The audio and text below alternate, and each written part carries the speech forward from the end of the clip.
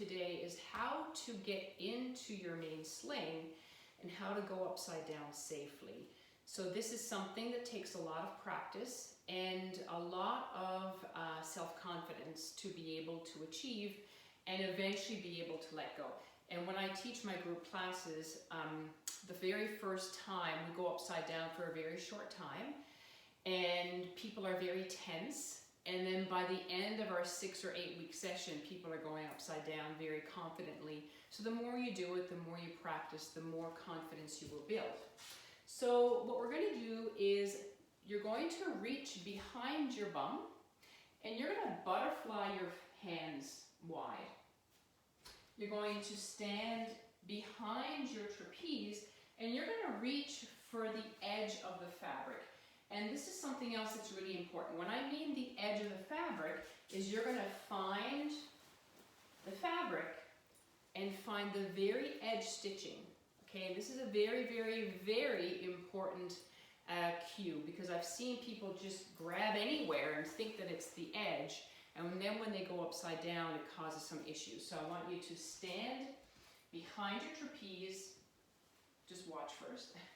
Behind your trapeze, butterfly your fingers, reach for the edge fabric, the stitching of your fabric, and then you're going to grab that and come to a seat. Okay, the next step, I'll just face this way, is that once you find the edge, you pull yourself up into a seat. What naturally happens here is that the fabric of your trapeze is going to come down your thighs. So what we do here is you're going to bicycle your legs until this fabric starts to slide up your thighs and comes to the hip crease, okay, the place where your bum and your thigh meets together. So you're going to come to that edge. Then you're going to reach behind you and just lower the fabric. It doesn't have to tuck anywhere. You're just going to lower it behind your back. Next, you're going to grab all of the handles, not the trapeze, the handles, and you're going to take your arms out wide. And this just moves them out of the way. The next cue that's very important is that once you start to go back, you don't want to take your eyes off of your feet. So you're going to look up at your toes the whole time. So I'm going to start to lean back. I'm going to take my legs into a wide V shape. I look up at my toes, look up at my toes, look up at my toes. Keep my legs in a wide V shape. I'm still looking at my toes. Then I double wrap my feet and my legs around the trapeze.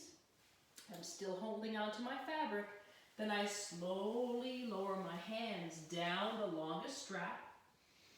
The floor is just right there, so I can lower my fingertips to the floor. When I feel secure and safe, I'm going to release my hands and hold on to my elbows. Once you're here, you are very safe. There's no way you can fall out of your trapeze with your legs the way they are. What I notice in class is that people are very much afraid to let go, right? So once they reach here, they're holding on. Your legs are safe if you keep them as they are. From here, you're going to keep your feet and your legs as they are, but just release the muscle tension. And when you do that, you'll notice an incredible release in the body as your spine starts to lengthen. So you want your legs to stay as they are, but become really, really heavy. And to start off with, you're probably going to feel a little bit dizzy.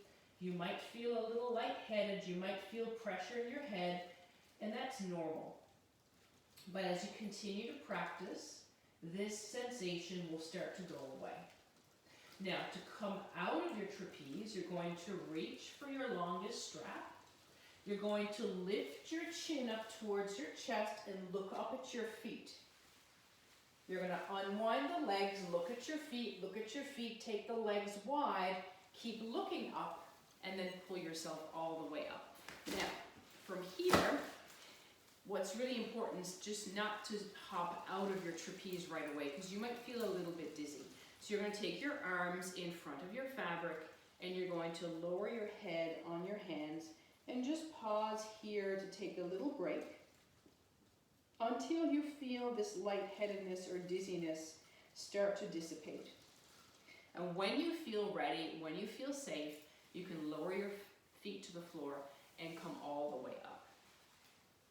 So what I recommend doing here with going upside down is to do it in little tiny increments at a time.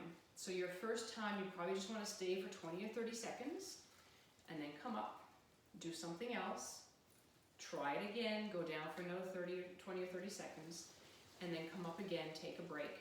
And every day, maybe add a few seconds to that, and eventually you'll start to build up your endurance of going upside down. So it's very nourishing, it's very good for your spine, so it lengthens the spine and creates space between the vertebrae. And as always, make sure that you have the okay with your doctor if you have any underlying conditions. I wouldn't recommend doing this if you have high blood pressure or if you're pregnant. And there's some cases people who have glaucoma or increased pressure in their eyes. So just make sure you get the okay with your doctor before doing this. And I hope this was helpful. Thanks for watching.